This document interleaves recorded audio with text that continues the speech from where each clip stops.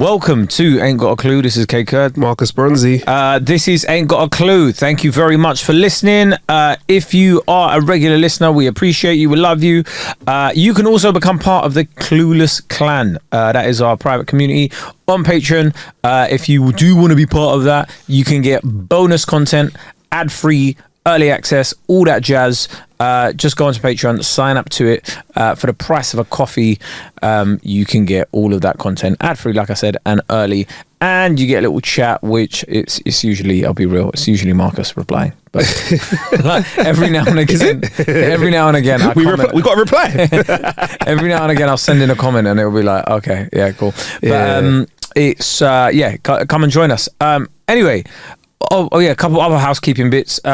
Tour tickets, kaekurd.com, and socials, Marcus Bronzy. Yeah, tour tickets for me as well, marcusbronzy.com. Yeah, if you see me on tour, I'll be on a tour in a town near you soon. Marcus is currently doing a tour of pharmacies up and down the country. Yeah, man. Just to see who has the best tonsillitis medication. Who's got the best? Who's got the best antibiotics? Yeah, man. I'm on the back end of a mashed upness. I'm fine. I hope so. Guys, thanks for caring. That's why he's changed the microphones, if you're wondering. Because he's spluttered all over the previous one. Yeah, man. Yeah, absolute mess. They're covered in nose custard. Yeah, okay. Your hair has grown mashallah. I feel like 2 weeks ago you were like, I might grow my hair. Your hair has flown up, bro. Mashallah. What's your secret? I know people that are watching the YouTube are going to be like, yo, man, how do I get this? Yeah, don't give me evil eye, bruv. I would suggest being part of a persecuted people helps. Okay, all right, cool. Yeah, I understand. Be colonized, of an Asian area. That's it. Well, I think in general, let's go through it. Yeah. People from persecuted countries or backgrounds have great hairlines. Yeah, man. But the ones from privileged backgrounds have shit hairlines. Like, if we're being real with it. That's wild, you know. Look at Parliament. Yeah, that's actually crazy. Let's look at the lineage of royalty. Hairline, the one thing that the UK royalty is not known for is for strength of hairline. No. Yeah. Terrible hairlines, lots of money, lots of power, lots of wealth, shit hairlines. You'd think from people that have the most access to probably what I'd say is the world's best healthcare could counteract that. Yeah. But they can't, bro. They can't. There's not a growth serum in sight. And then you look at footballers, like Rio Ferdinand, great hairline. Yeah, man. Do you know what I mean? Came from a poor socio-economic background, made his way up in life now, obviously. Great fucking hairline. Yeah, man. And look, but Wayne Rooney, obviously, we know he's replaced his hairline several times. Yeah. Isn't it interesting that royals don't do... Yeah, you never know. Even royalty, though, they don't do that. Do you think it's a bit of a weird rich flex to show that you're so... You know, like how rich people or like billionaires dress down? Yeah. No, I completely agree with you. I think at one point they go, blood, have you seen how much I'm worth? Yeah. What do you mean hair? Hair is for poor people. Yeah, exactly. They probably do think that. What? You think I want to wash my hair every day? What, am I a peasant? Like think about it. Steve Jobs. Yeah, man. Had no hair, bruv. No hair. And wore the same top every day. He was like a combo. He's like royalty of tech, though, isn't it? Really, if you want to look at it. Bezos, no hairline at all whatsoever. Yeah, man. Zuckerberg, I reckon if he shaves it, it's long. Finish for him. Yeah, I don't think it's growing back for a good 6 months. Yeah, man. He's on that new flex, though, isn't it? He's kind of had that weird glow up recently, isn't it? Where he's kind of changed his hair, started busting a chain over the top of his t-shirt. Do you know, he's dressing like... You know, like Snapchat Bitmojis and stuff, where like it gives you like a stock outfit. Like it feels like that's how he styled himself based off of like a graphic that Meta created. Yeah. Like, you know, like on Instagram you can get those like, create your own. I think he created that and was like, I'm going to dress like that from now on. Man. So now, like you said, he wears a chain, he wears the... I think he does MMA and stuff like that. He's doing all the cool things. But he's a nerd. Bezos does MMA as well. So I think, listen, the secret to your glow up is fighting other men. Is MMA, is rolling around. Brazilian Jiu-Jitsu. Is the glow up. And billions of pounds in your bank account as well. Yeah, but mainly the Jiu-Jitsu. Yeah. But I think we're onto something here. Let's think of other... I think the richer you are, the less hair you have. Honestly, me and you are broke. We're broke right now. We're broke. Yeah. My hairline gets 5 o'clock shadow after I get a trim. Do you know what I mean? But you know what? It's funny though when you know when I see Zuckerberg, it reminds me of my friends, and it happens male and female. Is they'll be like, "Yo, I'm thinking of like trying out a new looker. I got this outfit," and they'll turn around and show me an outfit, and I'm like, the outfit I could see you wearing, but you're not gonna look like the person wearing that outfit. No. Do you know what I mean? The worst thing is I've done that before. I've like looked at an outfit on somebody, yeah. I'm like, I'm gonna rock this. You put it on. I bought it. You've copped it, yeah. You've gone online, didn't it? You've gone online, copped it, or my version of it, right? Because you know sometimes you'll see it and it's like, this is a Versace. Yeah, no, fuck that, bro. £700 t-shirt. H&M. And then I go. You put it on, yeah, and then you're like, let me go look in the mirror. Yeah. And then you see yourself in the mirror and you're like, no words are said. Yeah. You put your phone away because you were going to take a picture of yourself on the phone because you were gassed. You were ready, bro. You were like, this outfit. No one can chat to me. Bro. Watch when I put this outfit on. Put it on. Then you look at yourself forwards, right? Yeah, forward. You go, what's going on there? Sideways. You turn sideways. And then you might look at the picture on ASOS, right? And you try and do the same pose. And you're like, maybe it's... And you come to the slow realization, innit? You're like... And you don't say a word. You just go... You know, it's just quiet because you just hear... You taking your outfit off, yeah? And a slow sigh. Put it back there. And then obviously, because we don't know how to return stuff, you just leave it there. It lives there. Just stays in the pile. And then what? How do I return things? So then it ends up being relegated to a house shirt. Yeah. I mean, it's like, but then the only worst thing than that is if you don't have that moment of self-realization, I've done it, and you still try and bust out. You're like, maybe it's the lighting in here, and you go out. And then for me, I got very honest friends. They'll pull you up on it straight away and be like, see that outfit, bruv? Not really for you, you know, bruv. Do you know the worst one is, where you make a conscious decision to be like, do you know what? I'm going to change my style. Have you ever done that? There always comes a point where like you just think, do you know, like, I don't know, certain people do it really well. Like they'll go, do you know what? I'm going to be a fashion guy or whatever. And then overnight, now they're like the fashion person. And you're like, I don't know how the fuck, you never showed an interest in this. And suddenly now you're fucking, you got like baggy trousers on and like mad glasses, whatever. All right, cool, fine. But for most of us, when we try and change our whole style, you can't do it 180. And you can't. You can't. You have to do it gradually, because you do it, and then people look at you like, but what the fuck is this, bro? Exactly. And even in my circle of friends, I got some real big dressers that wear that kind of stuff, and friends and associates. And I've had guys that have come in, like we're talking about guys that go to the LV show and all that stuff. Oh yes, and I'm not on that level at all. No. Right? And I don't want to be. Let me 100%. It's long.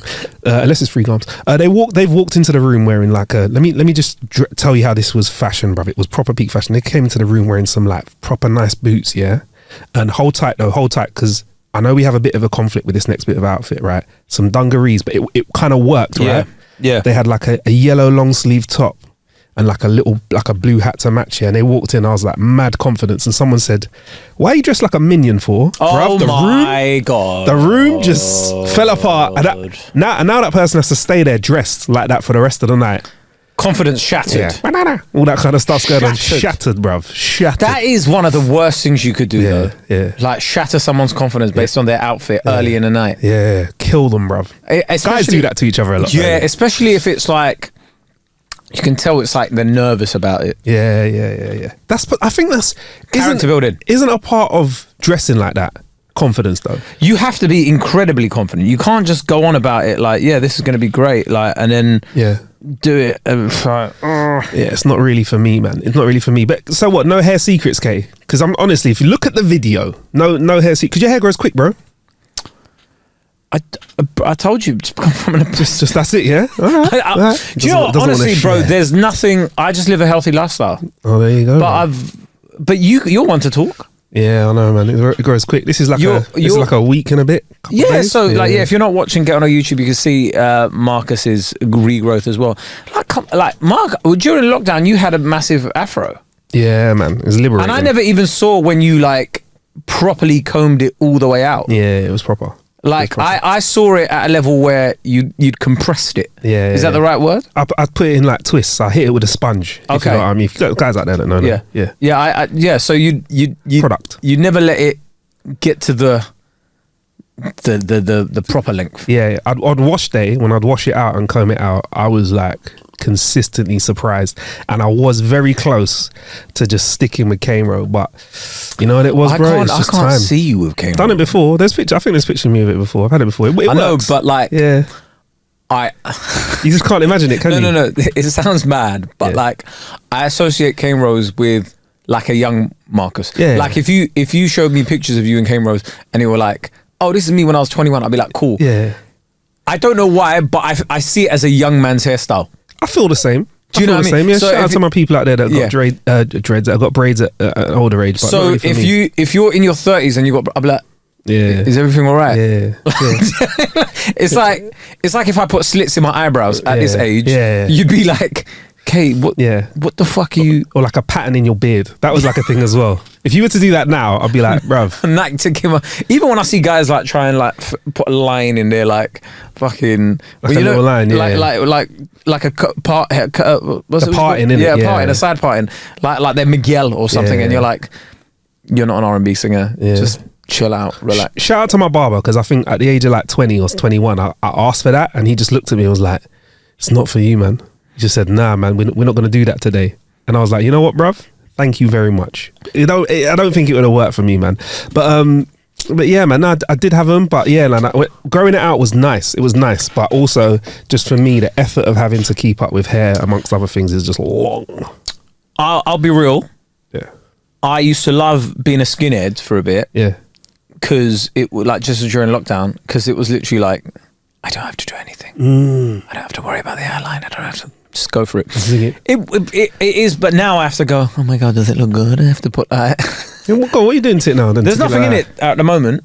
There's literally nothing in it. You can feel it. So you just wash it and then just... Look, I trust you, bruv. You just wash it and then look, man, stop being homophobic. You just come out and just touch my fucking... Run your hands through my silky locks, bruv. Come here. Come here. Tell me how luscious my hair is, bruv. Stop with your toxic masculinity. You think you can't touch another man's hair? Run your hands through my hair, bruv. Tell me how sexy it feels. Tell me it don't feel silky and luscious. Tell me it feels like Egyptian cotton, bruv, in your hands. And furthermore, smell the herbal essences as well, bruv. Come on. It is Head and Shoulders. Yeah. Head and Shoulders, if you're watching and you do want to send me some products, please go through. No, but there is something I've discovered. There's a blow dry putty. Slap that in there and then blow dry it, and then it keeps it as it was. So that's what that's. I haven't put that in there. I said there's nothing in it right now. Did you throw air at it today, or did you just tap it up with your hands and walk out the door? I literally went like that with my hair. Yeah, so he's wafting the front of his hair with his hand. That's it. And then it just air dried. To be fair, I think that's kind of good. And where are we at with the growth? Are you going to go Roman Reigns with it? Bro, I'm just growing it. I'll see what happens. I just shave the sides and then see what happens. And then nice. Listen, man. Like, either way, my hair's short, my hair long. The far right know who I am.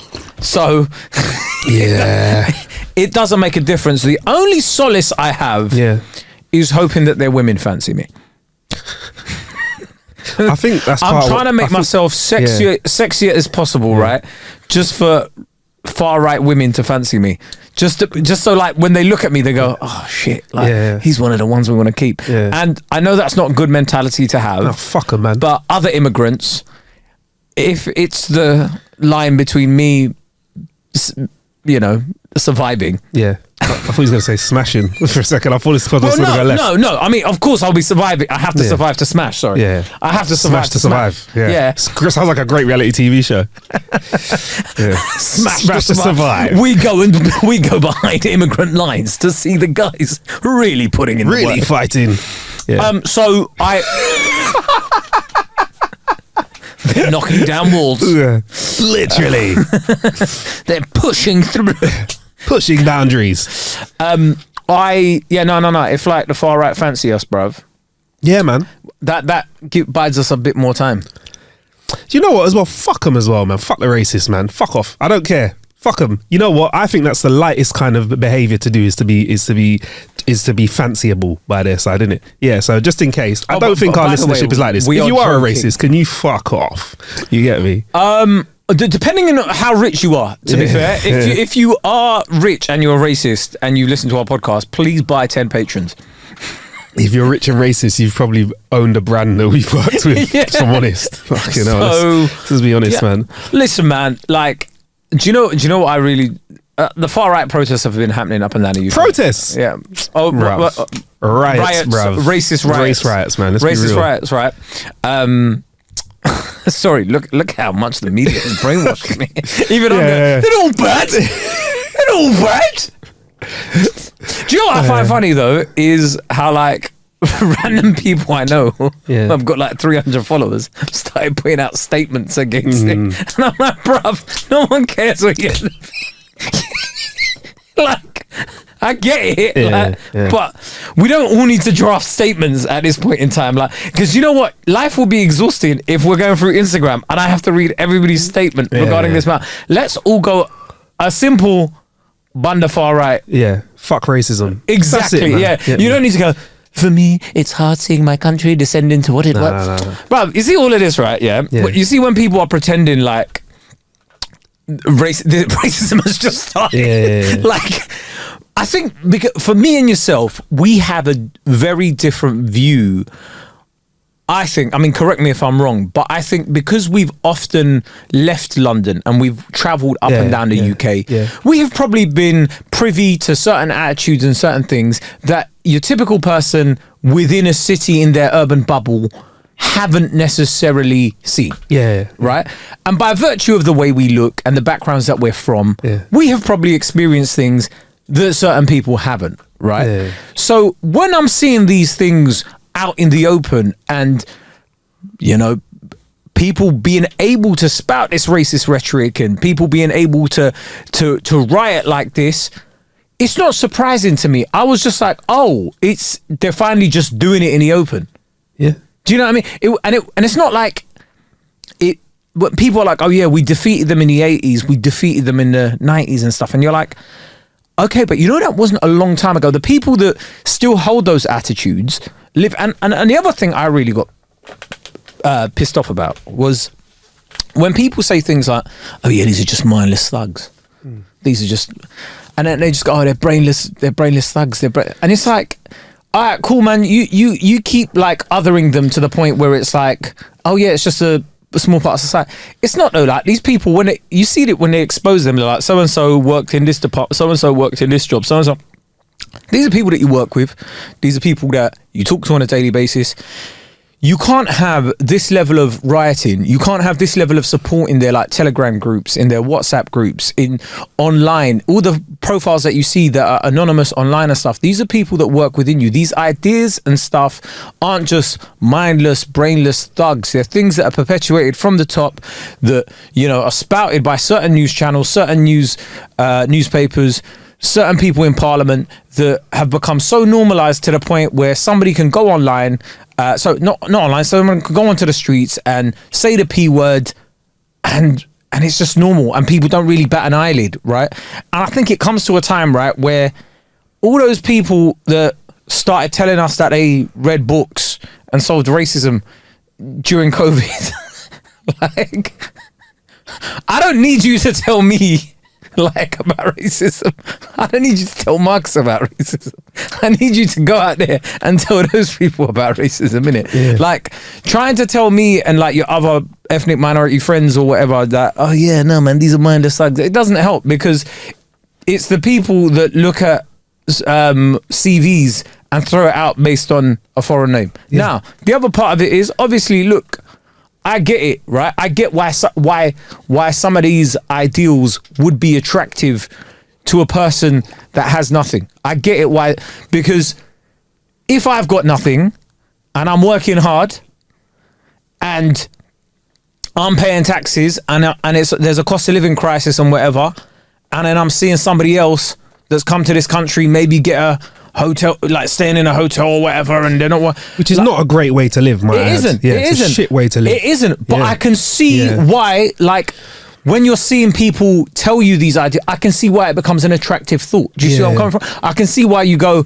fuck them, forgetting that the economy is in a state because of the ruling class. These people, or forgetting that those people have left from a country that has been like there might be genocide going on in your country, war going on in your country that is perpetuated by the same country that they're coming to. Yeah. So the UK is fucking up other countries, sending arms, mashing up a country, so people are fleeing to come here because of stuff that your tax pounds, your tax pounds have paid for. Do you get me? So it's very interesting. It's like you see a lot of people kind of with this rhetoric where, like you said, innit, they don't know who to blame, so they turn and blame people that don't look like them. And I think the government's been very clever in the way that they've worded it, and the more austerity and pain we have, the more vulnerable people there are to be swayed in the direction of, right, if we got to blame someone, let's blame them man over there. Do you get me? And it's a shame because I know people that came that flee to this country, immigrants came to this country 30, 40 years ago when it was a lot more accepting of immigrants. Racism was still there. This is a separate topic, but you could come to this country and you could have some form of structure set up for you so that you can build a life, build a family, get a house, get whatever.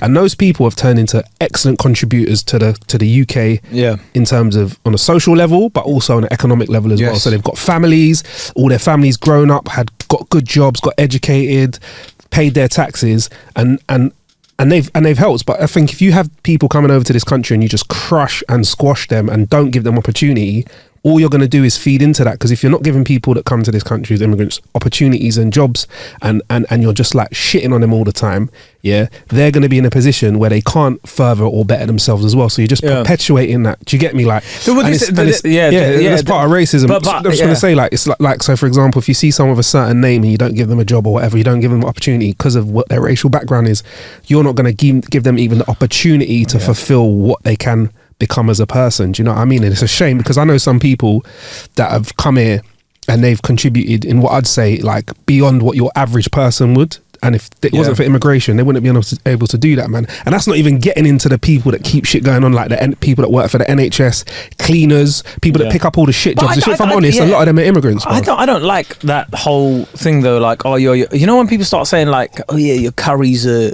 whatever, your curries are Indian, and like, bruv, like, we don't need to fucking. We're more than curries and kebabs, bruv. Yeah, I know that though, but it is you can't. But a British dish. I know, but it's like you know when people going, we're a curries and I'm like, we are more than curries and kebabs. Like let's can we just knock that on the head as well, bruv? Like it's always just like, oh yeah, you're gonna go back for a curry, you're gonna go back for a kebab. It's like, come on, man, we Okay. Like Lakshmi Mittal is a billionaire in this country, bro. Yeah. Like, do you know what I mean? Like, yeah. Steel corporations and whatever. Like, come on, man. Like, it's more than just curries and kebabs. But anyway, but I think it's because we went to other countries. Your CV if I saw Bronzy. I'd be like, where is gold? I want winners, Marcus. That's a good one. But like, it's interesting though because you see, it is. But no, think of something simple like tea. I think British people, that is I'm drinking a cup of tea, Yorkshire tea. I'm drinking right now, Yorkshire tea. Yeah. I'd hazard a guess, right? These tea leaves were not grown in Yorkshire and harvested in Yorkshire. Do you know what I mean? Like that's come from India, bruv. You get me? Indian tea leaves. Even I think somebody else was. Oh yeah, I saw it on Ishan Akbar show. That tea isn't even Indian. Is it not? Yeah. There we go. Where'd it come from? I don't know. We've got to watch the show back again. I forgot it. Watch it back. He had an episode with a historian on there, and he was just like, like tea was brought to India. Oh, there we go. Man, look, this is the thing, man. Nobody owns anything, bro. Like, we're all just like, do you know what I mean? It's just we learn from each other. We're much better from each other. However, now fuck racism though. If you're fucking racist, fuck off. And if you're listening to this podcast, suck your mum backways with a straw. Yeah, twice. Wow. And I'm not thinking of the glory hole. I'm thinking of the bumper hole. Yeah, well, that's all our advertising. There you go. Good. Thanks, Marcus, for that. Do you know what's funny though, Kae?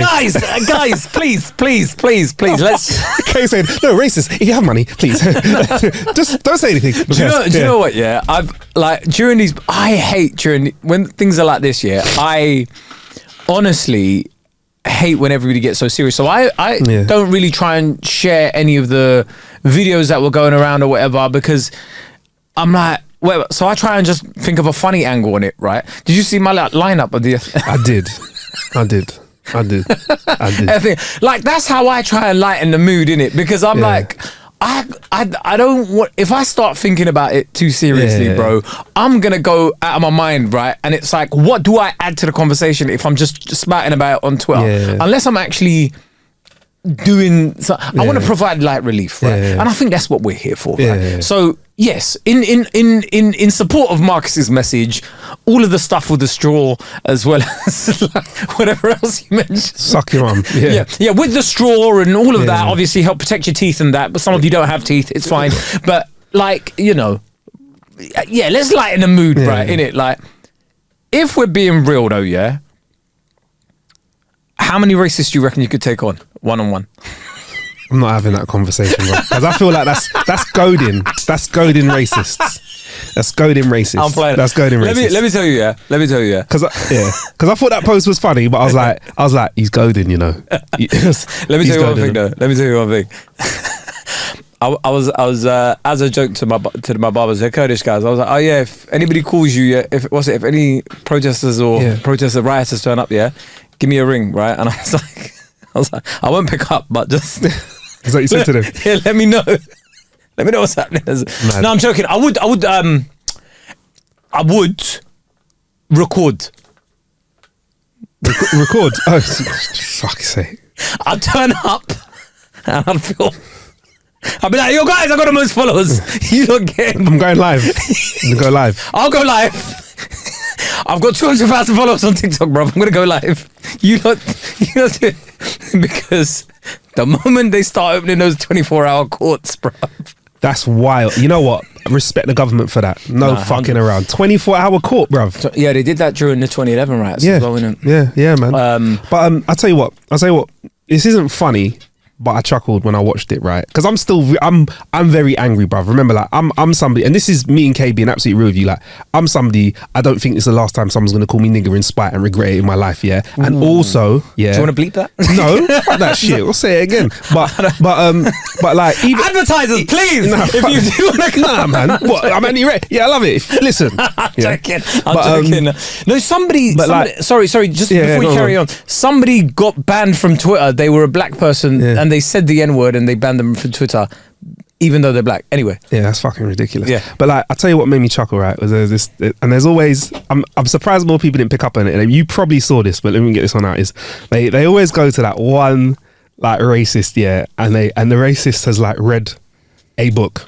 I don't even know what it's to do with, and they've gone and they've tried to build like a case, and they've gone, and I could tell like the person interviewing them was like, yes, we're definitely going to put this out there, and they're like, so no, it's like, if you think about it, right, it's like they're coming over it and they're taking our space. And do you know what I feel like? And the interview's like, how do you feel? I feel like a Native American. Oh yeah, I saw that. And I was like, and they were like, what do you mean? They go, you know, they're coming in, they're just taking over our land. I feel like a Native American. I was like, this is the sweetest comment I've seen about this, and that just sums up the level of ignorance that some people have, bruv. And I think it's a shame, man. Look, bruv, on a level, right, without naming anything, I've been in a room with you and I've had to pull someone up for their language. I don't know how many more ways we can, like, I think for our whole lives we've had to say racism's bad, but this is the thing, like, this is why, like, when during moments like this, there's not many things I can say, like, how many more ways can we remix racism is bad? Like, it's not their fault. Like, it's not their fault. See the money you're not getting, bruv, The NHS never got that money. COVID, you know that money that was spunked up? That was the white brothers giving their white brothers your money, innit? Like, that's the way it was. That's what I'm saying. That's why, like, when it comes to moments like this, I'd rather be able to make people laugh or something. Obviously, certain situations require us to be calm, but it's like, yeah, man, racism's bad, and we know it. Like, unfortunately, all I can say is make sure you stay safe. I've been saying to people that because on this Wednesday, apparently there's stuff that's going on even in London, and I've had to make some phone calls, messages yesterday to make sure that the people that are close to me. Marcus has got the army ready. No, I just said to them, like, are you okay? Like, are you, like, if people that I know that are traveling through those areas, I'm like, have you got a plan of action? Like, and a lot of them are just work from home. Do you know what I mean? Because they don't want to get involved in it, and it's like it's sad, man. It's sad. You get me? Like, and to think, like, people forget history. Like, and I've said this on the pod a few times before. Like, my granddad on my Nigerian side, he fought for the British Empire, bro. Yes. So he fought in the World War, to represent. Yeah, Great Britain. Do you know what I mean? So like, The I've also gone to, the Empire, and I've also gone the to good old days. No, I'm joking. Empire sounds so like, maybe it's because of the Star Wars team, like the Empire. But also like, I've lived in, I've studied in, I've gigged a lot in like some of the most racist cities in the UK. I thought you were going to say something like, I've worked in the colonies. In the colonies, like in some of the most racist cities in the UK. And what's wild is like I've seen like race riots and stuff, like like racist riots or marches and stuff like that. And what's wild is how much action he got in all of those cities. Bro. Yo. I've seen it, right?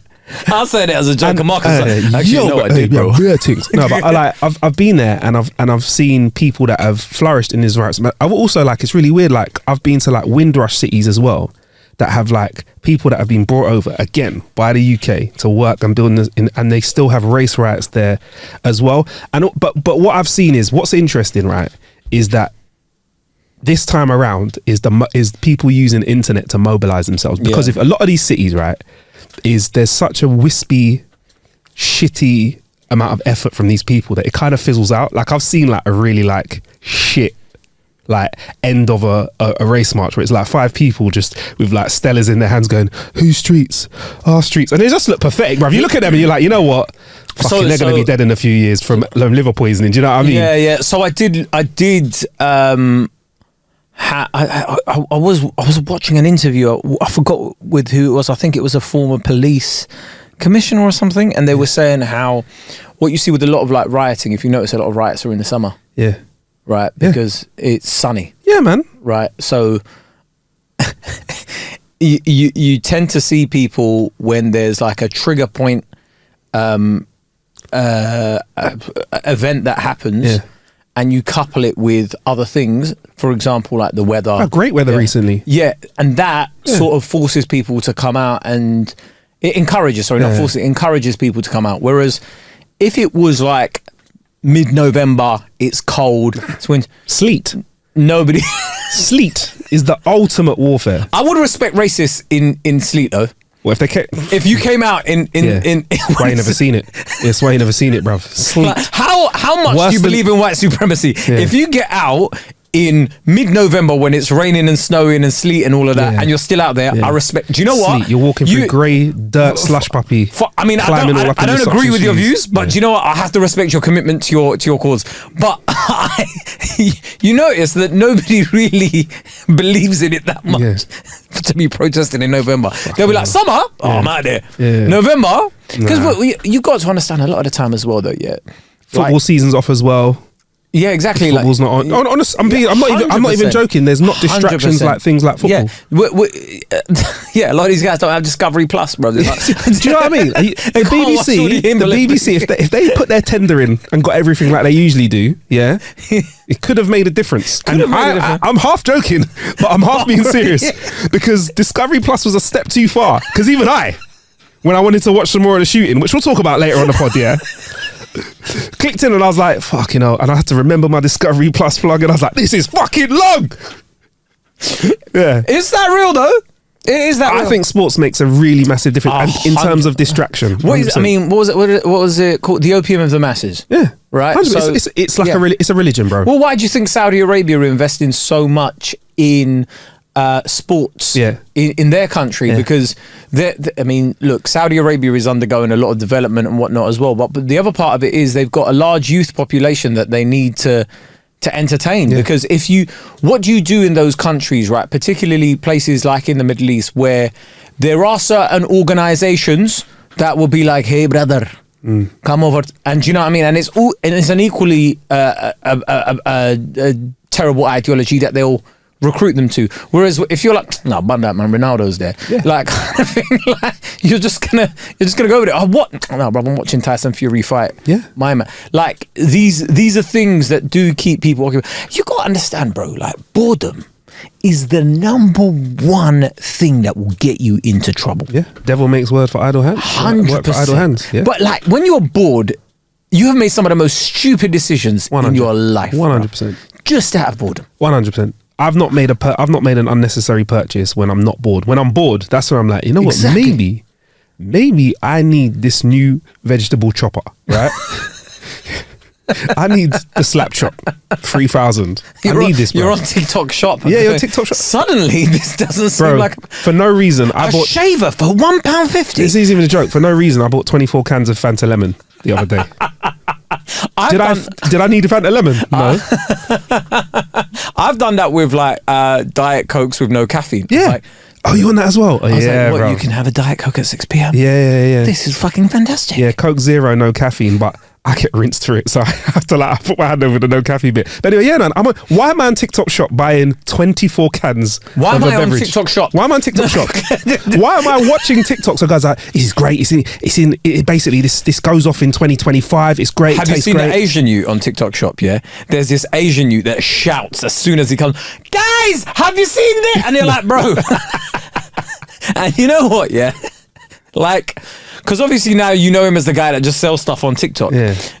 I'm like, I don't want to continue watching, but I know he's gonna have a great example of how this works. Yeah. And then I'm like there, and I'm like, do you know what? Fuck it. Yeah. And you're on it, bruv. Let me see. I ended up buying running glasses because of TikTok Shop. Running glasses, bro. You know the ones, the thingy, bro. So and they like wraparound things. Describe them to me. So like they look like rainbow on the outside. Yes, you know that kind of like glass. Yeah. So here's the funny thing, right? I bought these